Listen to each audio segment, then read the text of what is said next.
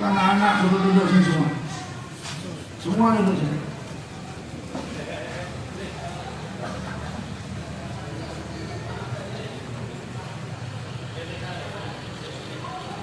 Para ulama, tuan-tuan guru yang berhadir yang dimuliakan Allah SWT,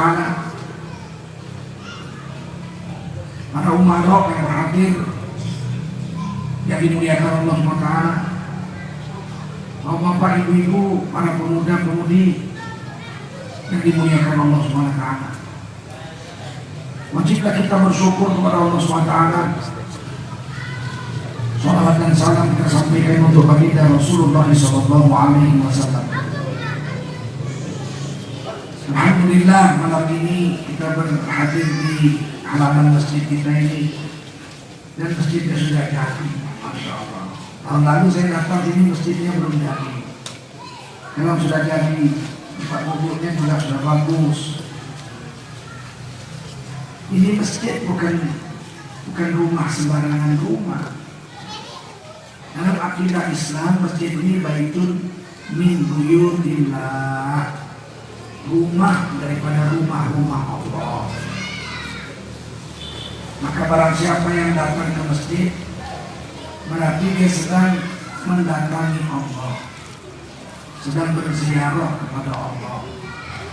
Maka kalau dia datang ke masjid, dia jadi tamunya Allah. Kalau dia jadi tamunya Allah, maka seluruh keperluan hidupnya akan dipenuhi oleh Allah SWT. Sedang jadi tamu presiden aja dipenuhi kok. Kalau kita diundang presiden, tiket pergi balik diberi, betul? Ongkos jajannya pergi balik diberi, betul? Penginapannya di Jakarta dan mobil-mobil tempat dia mau pergi sana sini dibereskan, betul? Itu baru jadi tamu presiden. Padahal tamu presiden sekarang ini nggak hebat-hebat banget. Kalau negara utangnya 5.000 triliun lebih. Allah nggak punya utang, betul? Allah itu huwal ghani, yang maha kaya, Rabbul alamin, yang mengatur semesta alam semuanya ini.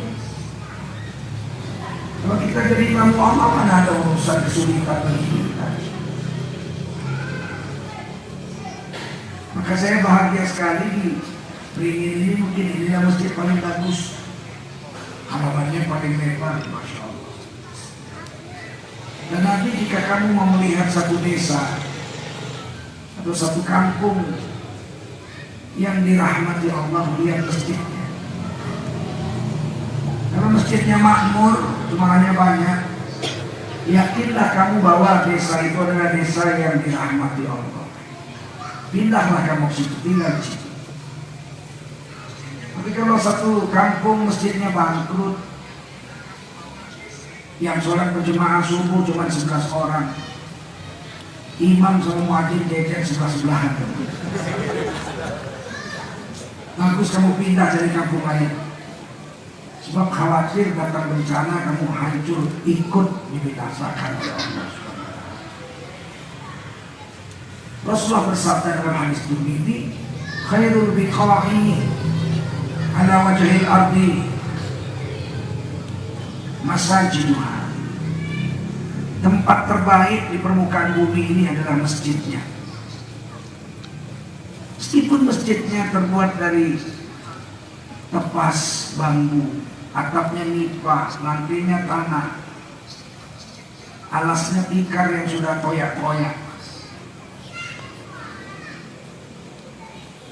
Seorang jenderal bintang 4 datang sholat ke situ, sepatunya ditinggal di luar. Dia akan meletakkan keningnya yang mulia, yang terhormat itu, ketika yang koyak-koyak, robek-robek, sujud menyembah Allah SWT. Dan dia tidak merasa risih, tidak merasa malu, menunjukkan masjid itu rumah yang merupakan tempat terbaik di atas bumi. Kalau hotel, semewah-mewahnya hotel, tidak berlaku hukum seperti itu. Di Dubai ada hotel bintang 7. Selama ini kita tahu bintang 4, bintang 5 yang paling hebat. Bintang 7 itu yang saya tahu obat sakit kepala. Nyut-nyut ya kan. Ternyata di Dubai ada hotel bintang 7. Lobbynya dan ruang depannya itu, karpetnya itu kalau kita injek tertutup sampai mata kaki kita sampai tebal, lembut tebal, masya Allah. Saya pernah dibawa ke situ sama teman saya orang kaya, mau diajak tidur situ. Untuk di lobbynya itu pesen teh manis, dikasihlah 1 teko kecil, 2 gelas, harganya 5 juta. Saya bilang kalau di kampung saya 5 juta beli teh 1 daksun. Saya bilang berapa 1 malam nginap sih? Murah, 150 juta. Tidur 1 malam 150 juta. Saya bilang saya nggak mau. Saya cari hotel lain aja, nggak mau saya. Takut saya. Apa hebatnya hotel kok 1 malam 1 kamar 150 juta? Anak siapa itu? Suruh duduk. Suruh duduk sama ibunya duduk ya.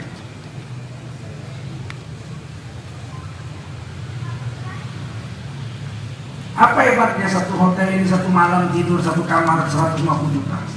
Katanya kalau dibuka jendelanya ada ikan berenang-renang.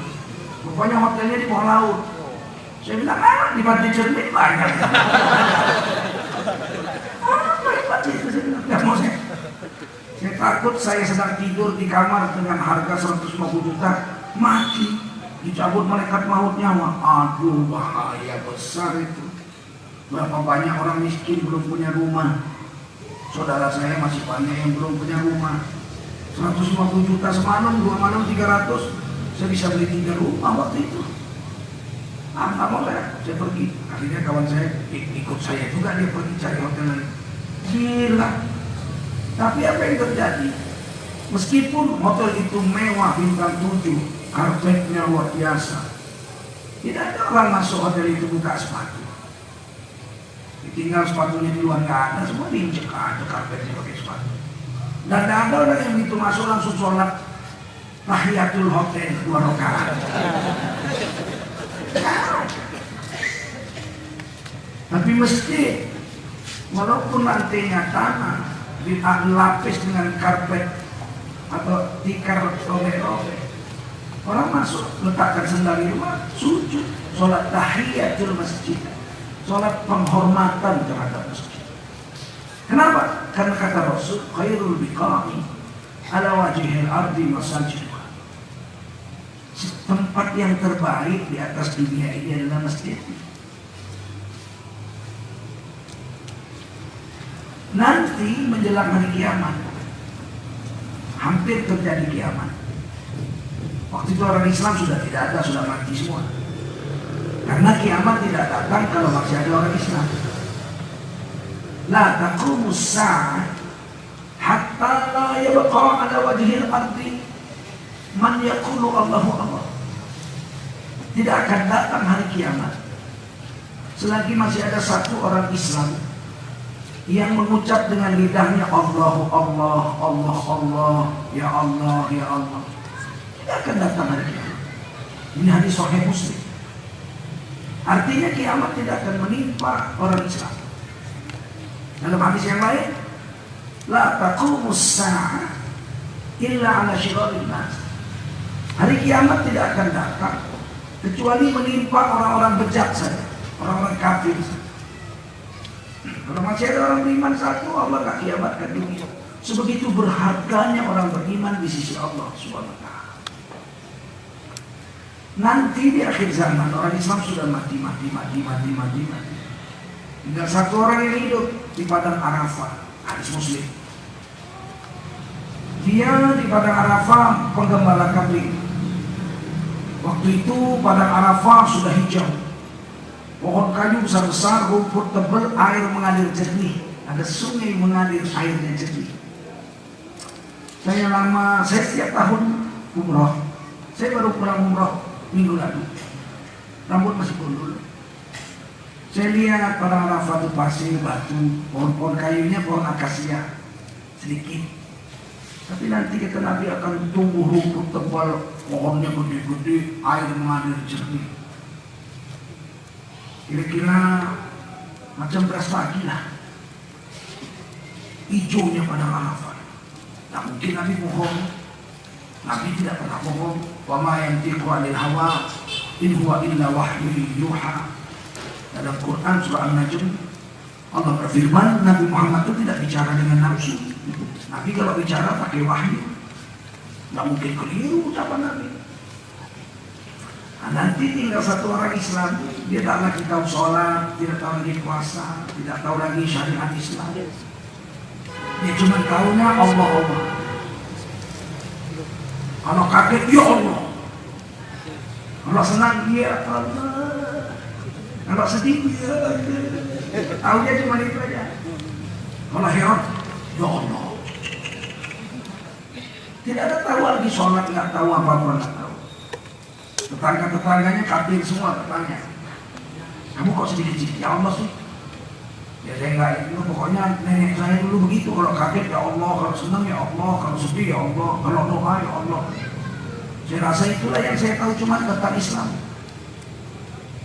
Tapi saya Islam, buktinya saya Islam itu saya tahu Tuhan saya namanya Allah. Yang lain udah nggak tahu.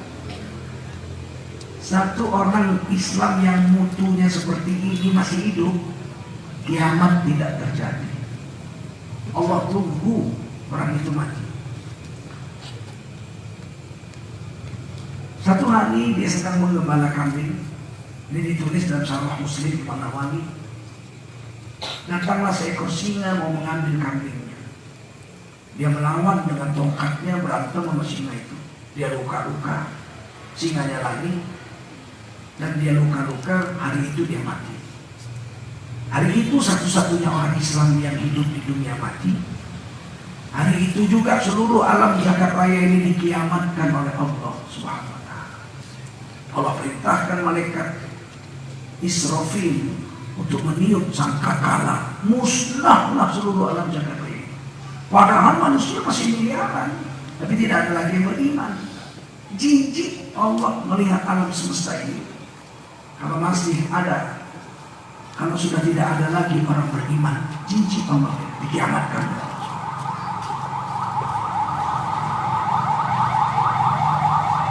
Menjelang kiamat terjadi, Allah perintahkan malaikat untuk mengangkat Masjidil Haram di Mekah, pindahkan ke surga. Maka datanglah malaikat mengangkat Masjidil Haram, dipindahkan ke surga. Berarti dunia sudah mau kiamat. Ketika Masjidil Haram diangkat, Masjidil Haram yang di Mekah berkata, ya Allah, jangan angkat saya sendiri, angkat juga saudara saya Masjid Haram yang satu lagi, yaitu Masjid Nabawi. Ada dua Masjid Haram, satu Masjid Mekah, satu Masjid Nabi di Madinah. Dua-duanya disebut Masjidil Haram. Haramain, dua Masjid Haram. Haram itu maksudnya agung, bukan Masjid Haram. Haram itu gak, kamu tadi berdosa, gak masjid. Haram itu terhormat. Masjidil Haram, masjid yang terhormat, masjid agung. Maka diangkat Allah lah, memerintahkan malaikat Allah, angkat Masjid Nabawi di surga. Ketika Masjid Nabawi diangkat, Masjid Nabawi berkata, ya Allah, jangan saya aja, jangan saudara saya Masjidil Haram Mekah saja, angkatlah Masjidil Aqsa, pindah ke surga. Maka diangkat Masjidil Aqsa, pindah ke surga. Waktu itu orang Islam udah gak ada, tinggal satu aja di padang Arafah. Ketika diangkat Masjidil Aqsa, Masjidil Aqsa berkata, ya Allah, angkatlah seluruh masjid yang ada di dunia, pindahkan ke surga. Maka diangkatlah seluruh masjid oleh Allah, perintahkan malaikat, diangkatlah seluruh masjid sedunia, dipindahkan ke surga. Ini namanya masjid apa? Nur Indah. Ya kan, sudah. Tidak ada lagi masjid. Baru dikiamatkan di dunia. Begitu hormatnya Allah kepada orang beriman. Satu masih hidup, tidak kiamat. Masih ada masjid, tidak kiamat. Khairul biqa'i ala wajhil ardi masajidullah. Tempat terbaik di atas bumi ini adalah masjid. Pertanyaannya kenapa? Kalau masih ada orang beriman, masih ada masjid, tidak kiamat. Karena kiamat itu dalam Quran surah Al-Hajj ayat pertama dikatakan syai'un azim, zalzalah, gempa bumi yang terjadi waktu kiamat itu disebut syai'un azim, gempa bumi yang bersangat dan dahsyatnya yang belum pernah terjadi sebelumnya. Sehingga diceritakan di situ, kedahsyatannya diceritakan di surah Hajj. Dibandingkan dengan gempa bumi biasa. Seandainya terjadi gempa, seorang ibu sedang duduk di ruang tamu, membuat gempa, goncang rumahnya, jatuh gentengnya berjatuhan. Ibu itu akan bangkit dan dia tidak akan lari keluar. Dia akan masuk ke kamarnya mengangkat bayi. Dia akan selamatkan anak bayinya, dia peluk, dia lari keluar. Dia tidak akan keluar kalau bayinya masih ada di rumah. Itu kasih sayang seorang ibu. Kalah seorang bapak. Bapak itu kalah 3 kali lipat dari kasih sayang itu. Sehingga Nabi ketika ditanya kepada siapa aku berbuat baik ya Rasul? Ibumu. Ya, setelah ibu saya kepada siapa? Ibumu. Ibu. Masya Allah. Sahabat nanya lagi, setelah ibu saya kepada siapa saya berbuat baik? Ibumu. Setelah ibu saya siapa? Bapakmu. Jadi kita kalah 3 kali dari perempuan dalam hal kasih sayang. Kalau ada gempa goncang berjatuhan genteng, ibu akan bangun ke kamar ngambil anak. Kalau bapak pasti langsung keluar. Kalau nggak keluar cepat mati. Anakmu yang di kamar kalah. Nanti kalau mati gimana? Ya takdir. Nanti kalau mati bikin lagi. Kalau bapak nggak begitu. Kalau ibu mana ada dia masuk diambil. Sehingga satu hari terjadi kapal tenggelam di Lombok, Nusa Tenggara Barat. Seorang ibu mati tenggelam, dia tetap peluk anak bayinya, nggak dilepas. Mati dalam keadaan tetap memeluk anak bayinya di dalam lautan. Tapi itu kalau terjadi tenggelam, terjadi gempa bumi, terjadi kebakaran, rumah kebakaran, ibu akan masuk ke rumah, menerobos api, mengambil anaknya, bawa keluar. Betul? Begitu? Kalau hari kiamat. Ketika terjadi hari kiamat, kata Allah dalam Quran surah Al-Hajj ayat pertama itu, ibu yang sedang menyusui anaknya, dibuang anaknya. Kalau gempa bumi, ibu masuk ke kamar ngambil anaknya, dipeluk, bawa keluar. Tapi kalau gempa bumi kiamat, zalzalah yang disebut Allah syai'un azim itu, anak yang sedang disusui dibuang. Saking ngerinya hari kiamat. Kengerian hari kiamat itu ditulis dalam Quran. Wa takunul jibalu kal'ihnil manfush. Pada saat kiamat terjadi, kamu akan lihat gunung-gunung tercabut. Gunung-gunung tercabut dan diterbangkan seperti bulu ditiup angin. Gunung terbang seperti bulu ditiup angin. Padahal gunung itu paku bumi. Di dalam hadis diceritakan ketika terjadi bumi diciptakan gempa bumi tiap hari. Belum bisa dihuni oleh makhluk itu. Gempa tiap hari. Kemudian Allah ciptakan gunung menjadi pakunya, langsung berhenti gempa bumi. Begitu kuatnya gunung. Tapi hari kiamat, gunung tercabut terbang seperti bulu ditiup angin. Lama juga saya berpikir, hebat juga kiamat itu gunung bisa tercabut. Gimana caranya?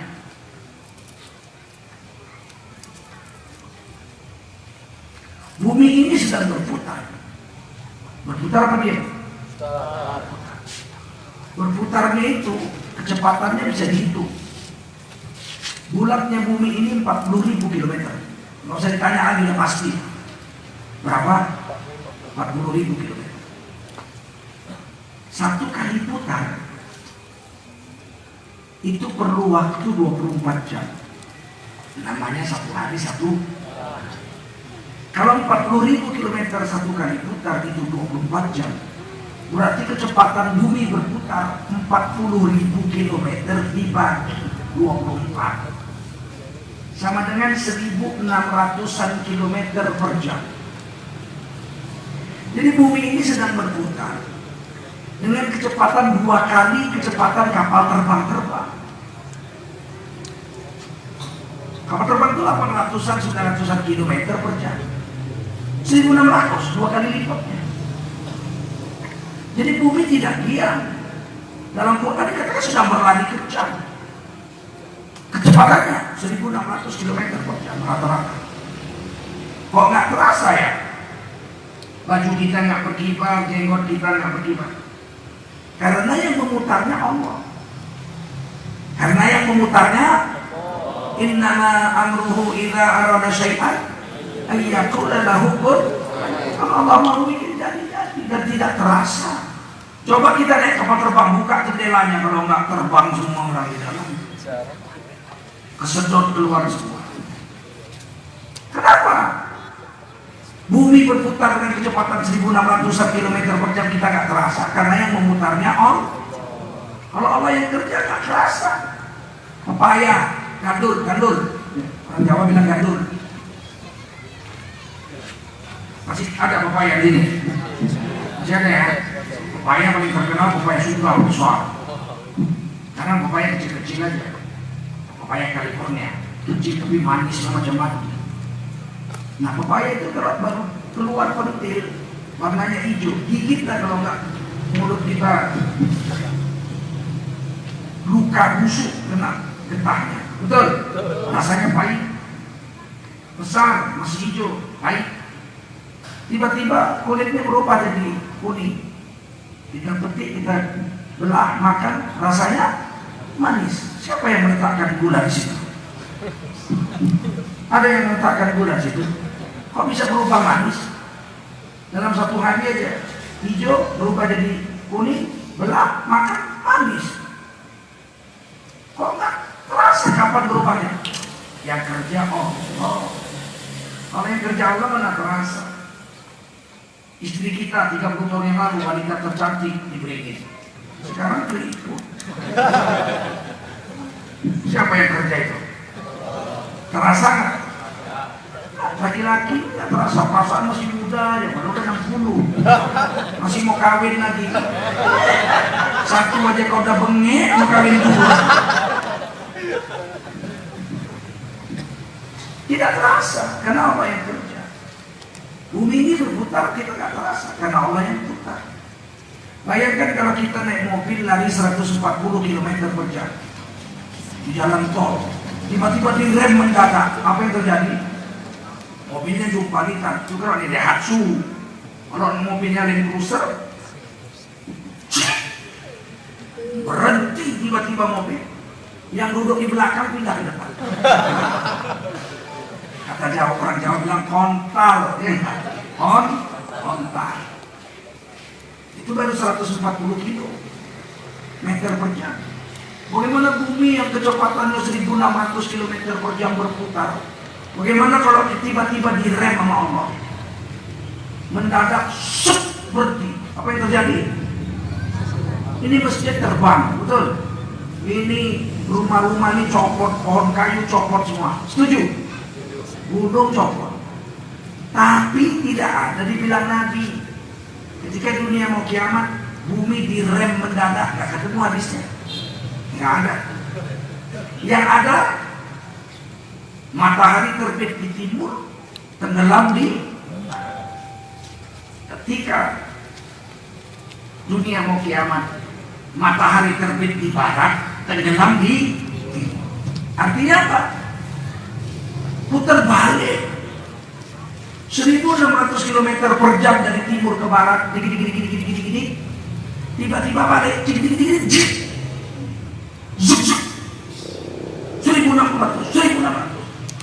terjadi tumbukan 3.200 km per jam. Enggak main-main dunia mau kiamat ini. Watakunul jibalu ka'ainil manfus. Pada saat itu kamu akan lihat gunung terbang seperti burung ditiup angin.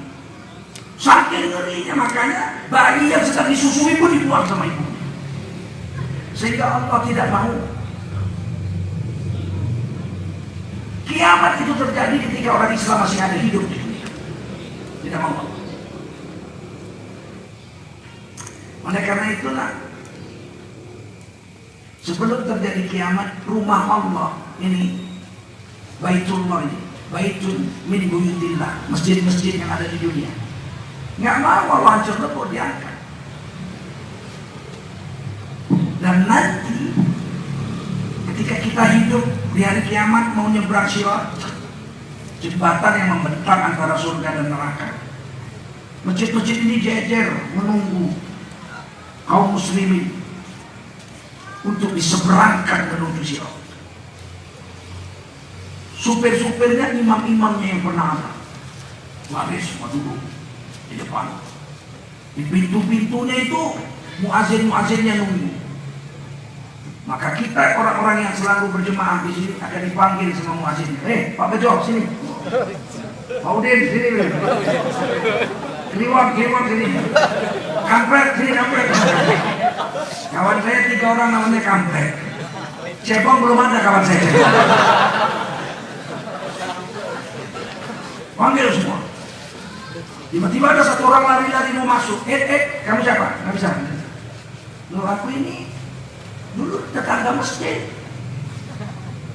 Nur kita, sholat. Lebaran ada. Jumat saya jual balon. Justru nggak bisa naik. Kamu bukan termasuk jemaah masjid. Gimana kamu mau naik? Tentu masjidnya nggak sekecil ini, gede.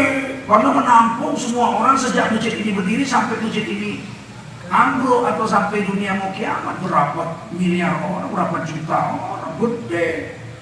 Maka setelah semua penumpang masjid ini naik, jemaah-jemaahnya, maka terbanglah masjid ini menuju surga Allah SWT. Sehingga mereka meniti Sirat, nggak jalan kaki, tapi naik masjid. Siapa yang naik masjid? Jamaah masjid. Catatkan diri kita untuk jadi jemaah masjid ini sampai kita mati. Sebab kalau nyebrang Sirat jalan kaki, ampun, panjangnya 1.500 tahun perjalanan. Apa? 1.500 tahun perjalanan. Jalan kaki satu jalan aja pening, apalagi 1.500 tahun. Kenapa itu Datuk Lagu dari paman kawan patah baru pasar 1, rumah tulangmu pasar 1.000, masih ada 999 pasar lagi. Kalau jalan kaki di Sirat 1.500 tahun perjalanan nggak mampu kita Pak. 500 tahun mendatar, 500 tahun mendaki, 500 tahun menurun. Tapi kalau kita naik masjid, karena kita jemaah masjid, masjid ini akan menerbangkan kita semua. Masjid ini tempat membagi rahmat dan rezeki. Rasulullah mengajarkan masuk masjid itu, langkahkan kaki kanan, baca doa, Allahumma semua, iftahli abwaaba rahmati. Ya Allah, bukakanlah olehmu untukku pintu-pintu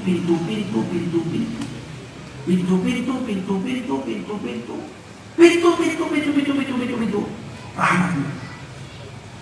Pintunya aja banyak, abwaab. Kalau pintu rahmatnya banyak, berarti rahmatnya lebih banyak. Kalau orang Jawa gitu. Pintu rahmatnya banyak, apalagi rahmatnya pasti lebih banyak. Itu bahasa Jawa itu memang nggak ada tandingannya. Untuk menunjukkan banyak cukup ditambah aja. Kalau orang martabak ker. Melala, melala ker. Itu banyak sekali ker. Kalau orang Melayu banyak, tidak lah mana banyak. Pakai tidak ada ngalah. Payah ya enggak? Kalau Jawa banyak, banyak. Itu khasnya bahasa Jawa itu. Nggak ada bahasa lain kayak gitu. Cuma Jawa aja. Kalau ditanya banyak, nggak banyak. Tapi kalau banyak, banyak. Istrimu cantik, nggak cantik. Tapi kalau istrimu cantik, cantik. Itu baru mantap. Jadi orang Jawa itu cukup tambah, itu berarti sudah mantap. Kalau dia marah, goblok, belum marah itu. Tapi kalau udah,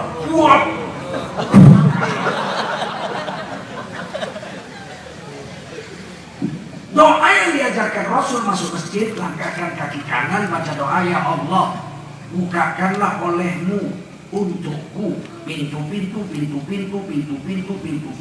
rahmatmu. Jadi masuk masjid itu pintu rahmat semua di situ. Berapa banyak rahmatnya yang turun. Apalagi Masjidil Haram. Setiap detik turun 120 rahmat di Masjidil Haram. 60 rahmat untuk yang tawaf. Masuk tawaf dapat 60. 40 untuk yang sholat 2 rakaat tahiyatul masjid. 20 untuk yang duduk memandang Ka'bahnya dengan rasa cinta. Ya Allah, cantiknya Ka'bah ya Allah. Sampai juga aku ke Ka'bah dari Tanjung Beringin dan ya Allah, dari Beringin dan ya Allah. Nangis. Aku jual ubi aku ya Allah. 15 tahun aku baru bisa lihat ini Ka'bah. Itu dapat 20 rahmat. Banyak rahmat yang turun di masjid. Kalau kita masuk ke masjid ini, kita sholat 2 rakaat, rahmat Allah muncul selama kita masih di dalam masjid. Apa sih rahmat itu? Rahmat itu kasih sayang, bukan rahmat kartolo.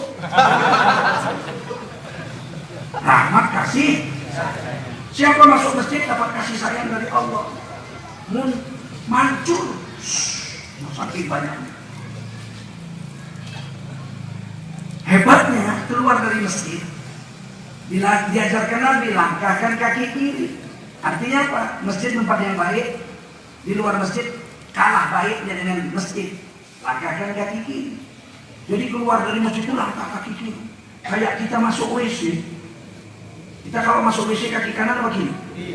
Berarti keluar dari masjid itu kayak masuk WC. Ini dunia dianggap Nabi kayak WC. Dunia ini. Ya orang bangganya bukan main sama dunia. Rumah saya besar, istri saya 4, mobil saya 7. Ke masjid tak pernah. Berarti dia di WC. Betul nggak? Di WC dia bangga. Nah, kalau ada orang bangga dengan WC, gerok itu gerok. Di gerok, betul?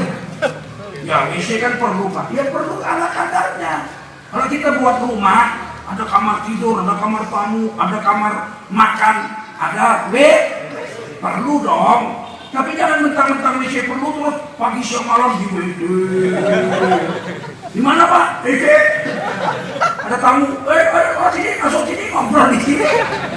Kenapa di WC? Ya, ini kan perlu. Ya kalau perlu ya ala kadarnya, jangan mentang-mentang perlu pagi siang malam di WC. Gerot itu, betul nggak? Kita ini keluar dari masjid suruh langkah kaki kiri, artinya dunia ini seperti WC. Nggak usah bangga dengan dunia. Lama-lama di masjid, karena masuk masjid langkahkan kaki. Masjid itu rumah Allah. Sering-sering di masjid. Begitu keluar masjid diajari doanya. Allahumma inni semua. As'aluka min fadli. Ya Allah, sesungguhnya aku minta rezeki darimu. Masuk masjid dapat rahmat, keluar masjid dapat rezeki. Masuk masjid dapat rahmat, keluar masjid dapat rezeki. Masuk masjid dapat rahmat, keluar masjid dapat rezeki. 5 kali sehari, 30 tahun. Berapa banyak rahmatnya, berapa banyak rezeki. Makanya saya heran kadang-kadang jadi guru begini ya, jadi guru, jadi penceramah. Kadang-kadang ada yang nanya, Pak Ustaz, telah lelah aku berdoa. Wah, ini hebat juga ya. Siang dan malam kupanjatkan doa kepada Allah agar hidupku berubah. Tapi sudah 10 tahun nasibku gak berubah. Kayaknya Tuhan tidak mendengar doaku. Rezekiku tidak berubah-ubah. Dari mulai mau kawin jadi tukang kangkung sampai sekarang tetap jualan kangkung. Untung gak mati ketimpa keranjang kangkung. Mau berubah nasib kok cuma berdoa. Apa kata gurunya? Sebetulnya rezeki sudah dibagi Allah. Hah? Kapan? Waktu dia bagi, kamu nggak ada. Akses. Masuk yang gimana caranya? Itu rezeki dan rahmat dibagi di masjid. 5 waktu sholat. Masuk orang mau sholat dikasih rahmat, keluar dikasih. Tapi kau nggak ada, kau sibuk ada ikat kangkung. Pacet lah yang dapat.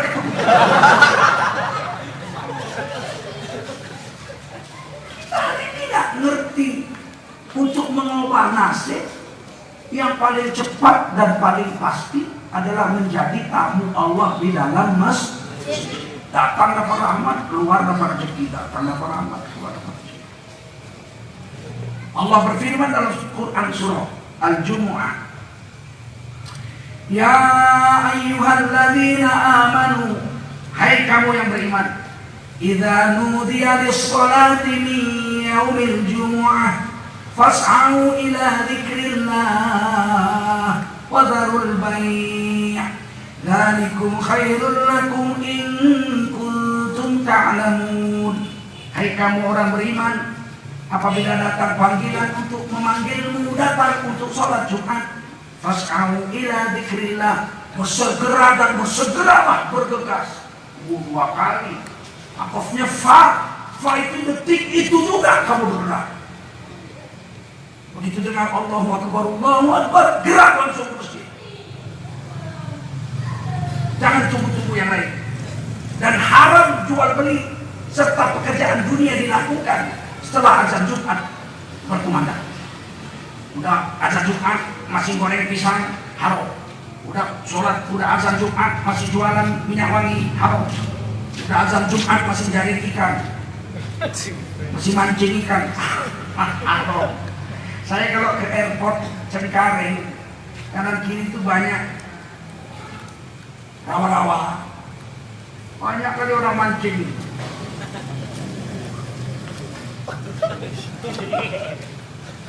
Itu dari pagi sampai sore. Teringat saya umat Nabi Musa. Sering saya bilang sama supir saya, lihat itu, umat Nabi Musa lagi mancing. Oh, umat Nabi Musa Pak Ustaz? Iya, dulu zaman Nabi Musa, umat Nabi Musa itu hobinya cari ikan, cari makannya cari ikan. Jadi nelayan. Kata Nabi Musa, Sabtu jangan cari ikan, sholat berjemaah, Jumatan lah kalau kita, waktu Sabtuan. Sebagian sholat, sebagian bandel, tetap aja cari ikan. Dilarang oleh Nabi Musa, ini perintah Allah, Sabtu sholat, jangan cari ikan. Haram hukumnya cari ikan, haram hukumnya bekerja seharian. Dulu haramnya sehari semalam. Zaman Nabi Musa, zaman Nabi Isa, itu memang sehari semalam haram. Tiba-tiba apa yang terjadi? Mereka tetap bandel, tetap cari ikan. Pulang cari ikan di kutu Allah. Kunu qiradatan khasyi'in. Jadilah kaum monyet yang hina. Cari ikan, pulang jadi monyet. Saya bilang sama supir saya, ya Allah, kalaulah umat Nabi Muhammad ini diserupakan Allah dengan Bani Israel, udah berapa banyak monyet kalau ojek. Enggak sholat Jumat. Allahu Akbar. Untung Allah kasihan. Wa kana bil mu'minina rahimah. Allah sangat kasihan, kasih sayang terhadap orang beriman.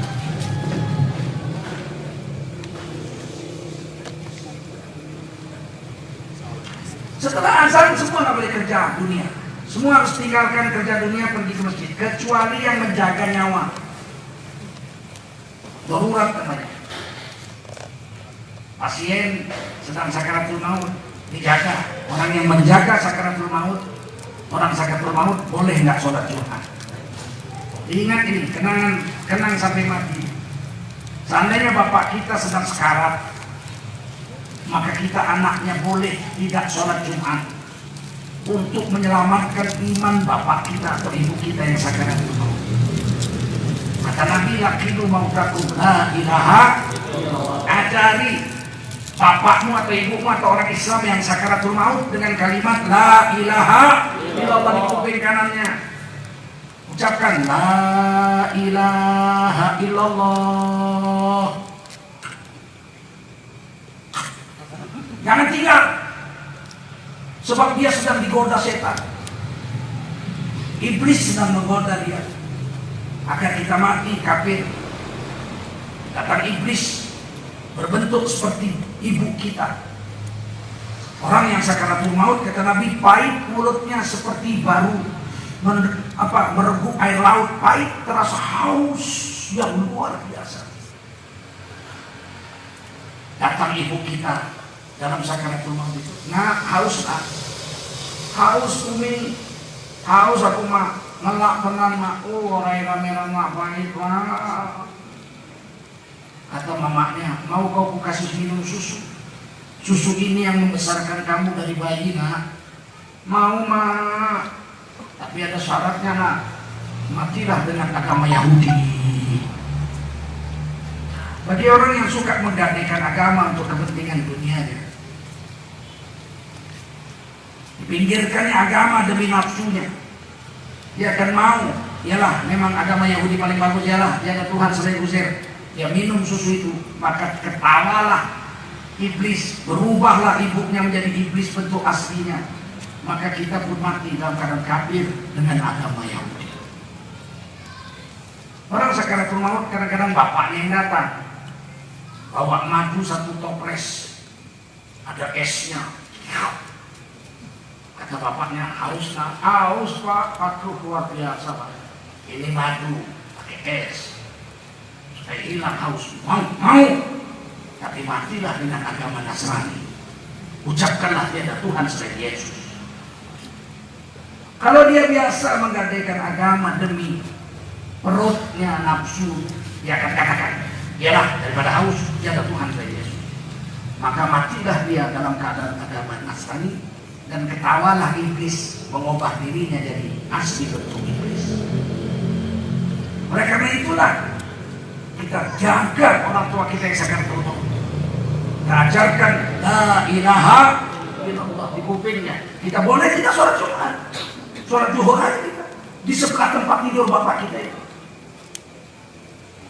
Karena menjaga orang tua kita jangan murtad ketika sakaratul maut itu adalah satu pekerjaan yang dahsyat. Tapi kalau kita biasa berkorban untuk agama, bukan orang yang mengorbankan agama untuk kita, diri kita, tapi kita mengorbankan harta dan diri kita untuk agama. Ada orang yang mengorbankan agama untuk dirinya. Yang halal dibilang haram, yang haram dibilang halal. Ada. Baru-baru ini ada yang mengatakan jilbab itu tidak wajib. Coba. Memang tidak semua orang wajib berjilbab, betul. Siapa yang gak wajib pakai jilbab? Laki-laki. Gila kalau laki-laki pakai jilbab. Siapa lagi yang gak wajib pakai jilbab? Anak-anak. Anak-anak gak wajib pakai jilbab. Siapa lagi? Perempuan gila. Perempuan gila. Kalau gila. Tapi kalau wanita muslimah yang sehat, rohanianya tidak gila, sudah akhir balik, wajib pakai jilbab. Diperintil. Apa katanya? Yang wajib itu menutup aurat, bukan pakai jilbab. Yang wajib menutup aurat, bukan pakai jilbab. Memang menutup aurat pakai panci, pakai trio. Ini orang-orang penjual-penjual agama ini. Untuk apa maksud dia ngomong begitu? Untuk menyesatkan kita. Untungnya Al-Quran menyebut kata jilbab. Jilbab tidak wajib, yang wajib menutup aurat. Untungnya Al-Quran menyebut kata jilbab. Mau ngelak kemana dia?